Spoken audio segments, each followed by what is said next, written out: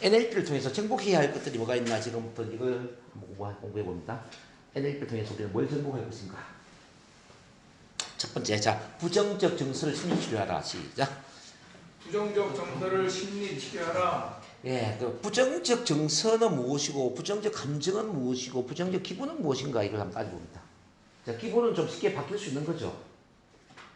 그죠? 기분은 좀 쉽게 바뀔 수 있는 거죠. 그죠? 근데 감정은 이제 전반적인 감정 상태를 좌우르는 단어라면은 정서라는 건 뭐 정서. 정서는 감정 중에서도 묵은 감정. 잘 바뀌어지지 않는 무거운 감정을 우리는 정서라고 해요. 내 마음대로 안 되는 감정. 그럼 내 마음대로 안 되는 감정이 뭐가 있을까 봅니다.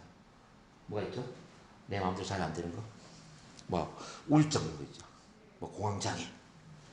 뭐 분노 조절 장애. 뭐 또 뭐예요? 불안증. 긴장. 발표 불안증, 대인공포증 이런 거 있지 않습니까? 이런 것들이 내 마음대로 안 되는 거죠. 내 마음대로 안 되는 이 부정적 정서들은 의식의 영역이 아니라 바로 무의식, 잠재의식의 영역이기 때문에 잘 치료가 되지 않더라는 거죠. 근데 만약에 이제 여러분들이 NLP를 체면을 하려고 하면 어떻게 될까요? NLP 체면을 이용해서 NLP 체면 치료를 받는다면 이건 아주 빠르게 해결될 수가 있죠. 예, 아주 빠르게 해결될 수 있습니다. 이제 3살 버릇이 8살까지 간다고 3살 때 충격받은 그 마음은 8살까지 달고 산다는 이야기거든요. 그만큼 이제 이 잠재의식, 무의식 속에 각인되어 있는 부정적 패턴은 잘 바뀌어지지 않아요. 근데 앞서 제가 말씀드렸지만은 이 NLP나 체면을 하려고 하면은 아주 순식간에 그런 것들이 제거될 수가 있다는 거죠. 최근에 저한테 오신 이제 어떤 목사님이 계세요. 목사님. 여러분, 목사님이 설교를 할 때 또는 목사님이 어떤 인사말을 할 때 긴장이 되고 떨리면 그 말이 됩니까? 말이 안 되죠. 우리 황정희 선생님 어떻게 생각하세요? 말이 안 되죠. 말이 안 되죠. 근데 이분은 30년 이상 목회 활동을 한 거예요. 그 상태에서요? 예. 30년 동안 목회 활동을 했는데 여전히 긴장되고 떨린다 이 말. 여전히 또 인사말 할 때 설교는 조금은 편안해졌어. 근데 여러 사람한테 이제 어떤 인사말을 할 때 너무 긴장되고 떨린다는 거예요. 그래서 저한테 지금 개인 코치를 받고 있거든요. 64년생이니까 나이가 몇 살이죠? 64년생이니까 저보다 3살 많아. 59이네. 근데 20대 중반부터 목회 활동을 했단 말이에요. 한 30년 이상 했지 않습니까? 근데 지금부터 떨린다는 거죠. 그럼 예를 들어서 이제 여러분들 이런 생각할 거예요. 아무리 긴장되고 떨리고 불안하더라도 수없이 반복하다 보면 긴장 떨림도 없어지고 편안해지는 법 아닐까요? 이렇게 생각해요. 근데 각인되어 있는 불안이나 공포나 이런 부정적인 정서는 30년 이상 이렇게 각인해도 설교를 해도 바뀌지 않는다는 거죠. 그런데 있지 않습니까? 제가 이번에 2번 치료를 하면서 그게 완전히 없어졌거든요. 22살 때 교회에서 막 그 숨을 모셔가지고 막 기도할 때 숨이 막혔던 그 기억. 그다음 고등학교 2학년 때 갑자기 공황장애가 생겨가지고 사람들 앞에서 말 못하고 막 한동안 숨을 못 쉬었던 기억. 6살 때 이제 누나가 장난친다고 마당에 흙이 걸리게 되는 어때요? 숨을 쉬면 흙이 목에 들어갈까봐 숨을 한동안 못 쉬고 죽을 것 같은 공포를 느꼈대요. 이 세 개를 치료를 해버리니까 그 긴장되고 떨리던 사람이 긴장 떨림이 없어지더라고요. 편안하게 말을 잘하는 상태가 됐다는 얘기죠. 근데 보세요. 그 세 가지 치료하는 데는 한 30분밖에 걸리지 않았어요. 30분. 그러니까 30분만 치료를 했는데 30분 만에 30년 이상 해결되지 않는 문제가 해결된 거예요. 이거 어떻게 생각하세요? 근데 이런 애는 너무 많거든요. 이게 너무 많아요. 그러니까 심지어 이제 어떤 빙의적인 문제에 접근해 보면 어떤 이제 교수님이에요. 교수님이면 빙의가 돼야 돼요, 안 돼야 돼요? 빙의가 되면 안 되죠. 교수님이 어느 정도 이제 좀 이렇게 의식이 높은 분인데, 근데 이분이 태국에 여행을 갔다가 태국에 가면 안마가 많아요. 안마를 받았는데 안마를 받고 나오는데 뭔가 좀 섬뜩한 기운이 머리에 들어오는 느낌을 가졌대요. 그날부터 잠을 못 자기 시작해서 한국에 들어온 이후에도 2달 동안 잠을 2시간 이상을 잠본 적이 없다는 거죠. 그래서 잠을 제발 잠을 좀 실컷 잤으면 좋겠다. 도대체 이유가 뭔지 모르겠다. 뭐 병원에 가서 약이 없고 뭐 원인은 모르겠다는 거죠. 근데 제가 체면을 한다니까 저한테 찾아온 거죠. 체면을 걸어가지고 이제 스캔을 해보니까 여기에 이제 머리에 쉽게 말하면 이제 다른 영적인 존재가 들어와 있는 거예요. 그래서 어디서 들어왔냐 보니까 저기 태국에서 들어왔대. 자, 사람의 영혼이냐 동물의 영혼이냐 사람의 영혼이래. 남자의 영혼이냐 여자의 영혼이냐 남자의 영혼이다. 왜 들어왔냐? 그래서 편안해서 왔다. 그럼 올려줄 때 올라가겠느냐 이제 올라가겠대. 그래서 빛으로 올려보냈거든 하늘로. 근데 그리고 올려보냈는데 그 2-3달 동안 잠을 못 자는 사람이 그날부터 잠을 시원하게 잘 잤단 말입니다. 이건 어떻게 설명해야 될까?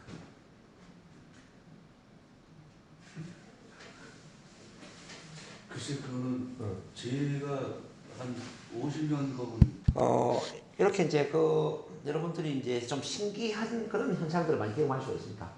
NLP 세면을 하다 보면은 다른 걸로는 전혀 효과가 없는 사람들이 요걸 통해서 획기적으로 바뀌는 경우들이 아주 많아요.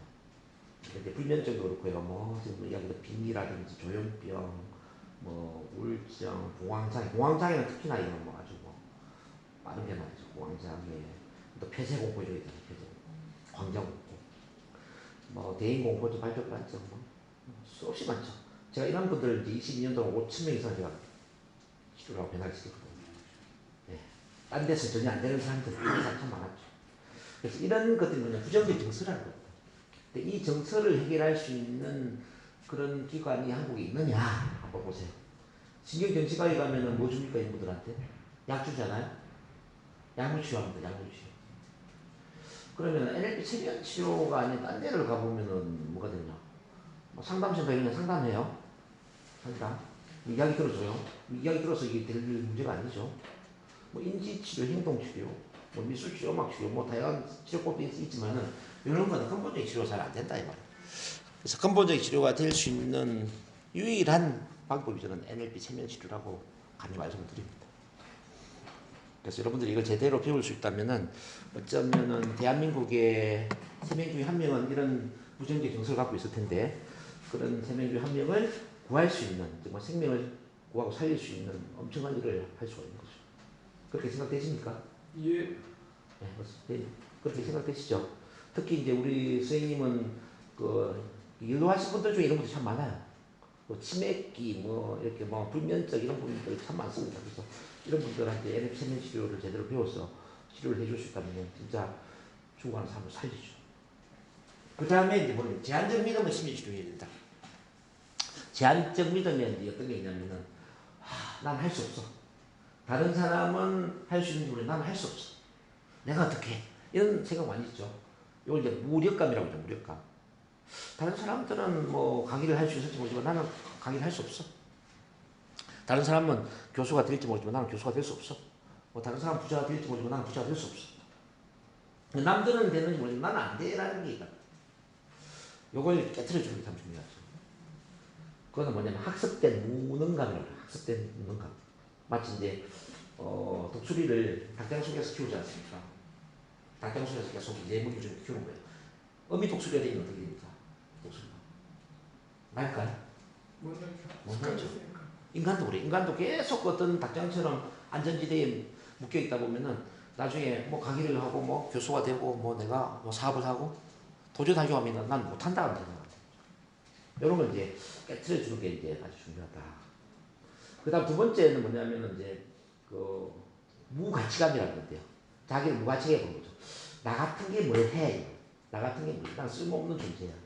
난 이 세상에 불필요한 사람이고, 나는 아무것도 아니고, 난 보잘것없고, 나는 성공할 자격이 없어. 나는 행복할 자격이 없어. 자기를 이제 완전히 부정적으로 보는 거죠. 이런 사람들 굉장히 많죠. 우리가 만나는 사람들 중에 이런 사람 참 많아요. 그래서 이 무가치감을 가지고 자기를 깔아뭉개고 자기를 몹쓸 존재로 바라보는 과소평가를 이런 사람들한테 이제 자존감을 키워주는 게 참 중요하다는 거죠. 당신은 할 수 있고, 당신은 가치 있는 존재고, 당신은 꼭 필요한 사람이고, 당신은 뭐든지 가능하고, 당신은 지금 있는 그대로 완벽하게 사랑스러운 존재다.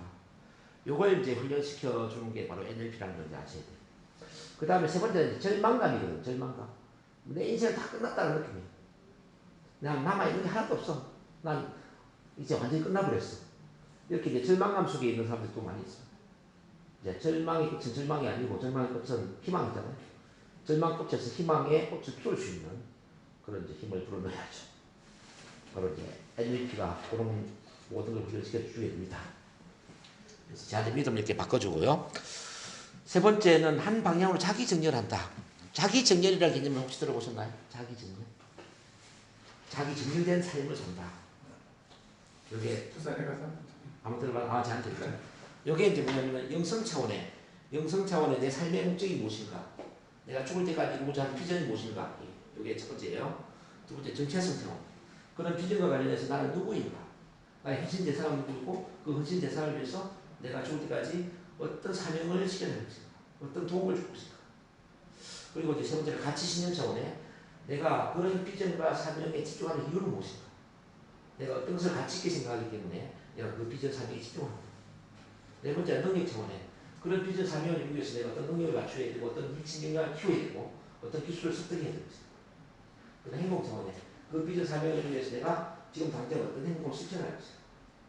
마지막에 환경 차원 그 비전 사명을 언제 어디서 누구랑 함께 이루어 나갈 것인가. 이게 하나로 쭉 전개되는 거예요. 이렇게. 그래서 영성, 정체성, 가치 신념, 능력, 행동, 환경까지 이게 딱 전개되는 거잖아요. 그러면은 이 사람은 중심이 완전히 잡히죠. 그러니까 실제 이제 역사적 위대한 사람들은 이게 다 잡혀있는 사람들이에요. 자기 삶의 목적이 뭔지 잘 아는 사람이고 사명이 뭔지도 알고 가치 신념 체계도 확립이 돼 있고 거기에 걸맞는 능력도 개발을 했고 그리고 실제 어떤 행동도 거기에 맞게 하고 있죠. 환경 시스템도 같이 구축이 있다는 거죠. 근데 이게 이제 구축이 안 될 때 문제가 되는 거죠.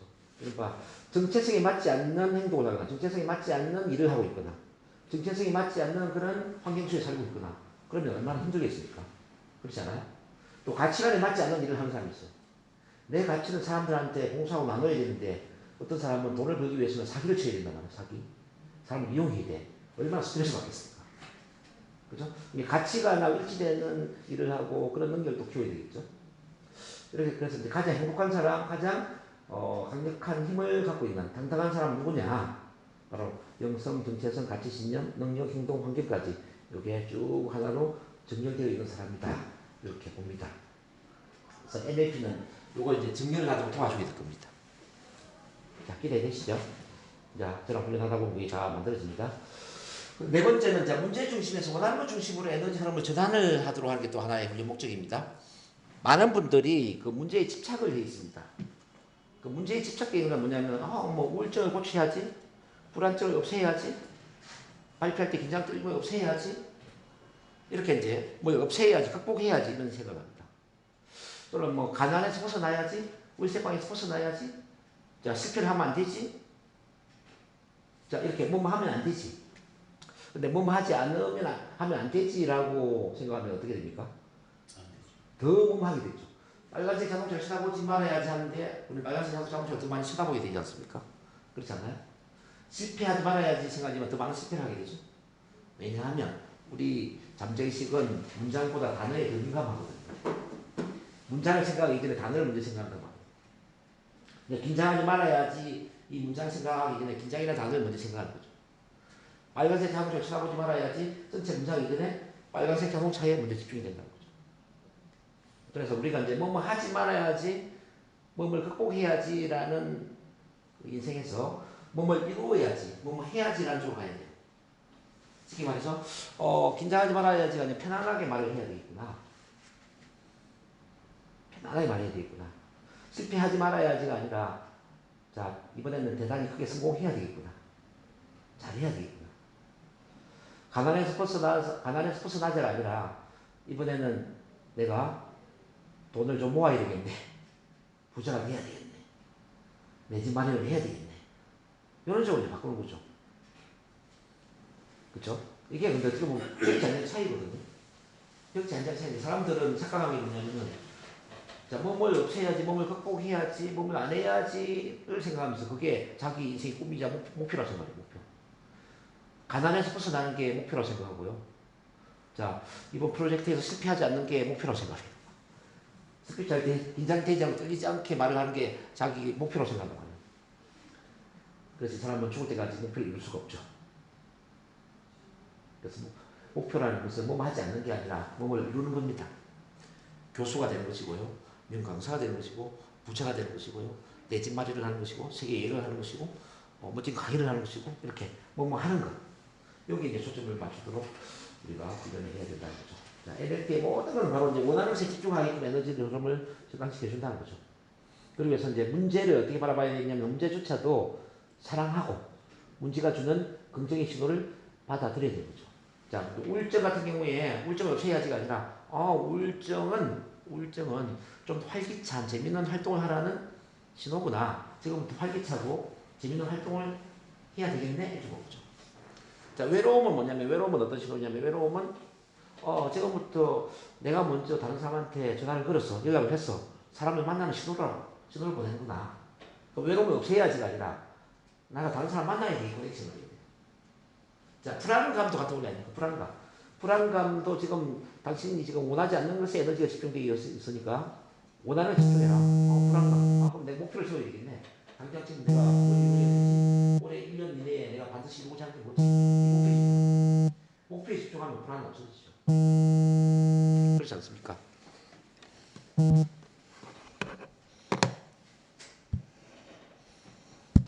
그래서 원하는 것 중심에 에너지에 집중하라. 그 다음에 NLP가 중요한 거는 인간관계를 정복하고 커뮤니케이션을 정복하는 겁니다. 이건 제가 앞에 설명을 다 했어요.